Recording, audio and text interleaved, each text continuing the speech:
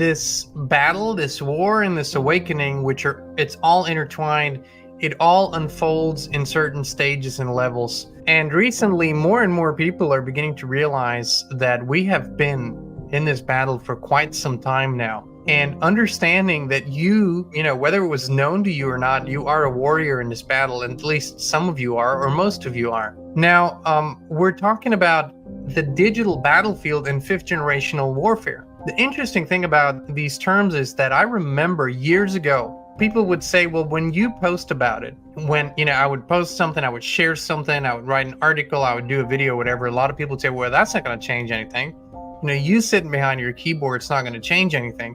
And of course, they didn't understand that where perception mostly comes from about not just current events, but today about history, science, medicine, religion, spirituality, all these things, perception around these subjects mostly are built now in the digital space for people. That's where they get the vast majority of their information from. Yes, some people, you know, I love to read books, but most things are happening in the digital space. The idea was to slowly but surely first gather extreme amounts of data like never before, and people were giving it voluntarily. You didn't have to eavesdrop, you didn't have to have a wiretap, you didn't have to get any kind of order by the judge or by the courts. You didn't even have to break the law.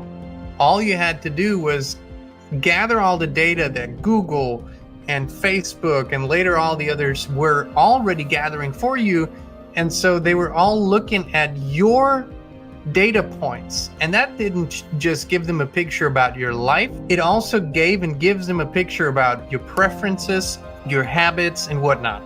These networks weren't created for us to be more social, for us to be more connected, for us to have a digital way of keeping in touch with each other. That's not at all why they were created. They were created as data gathering machines, as data gathering operations.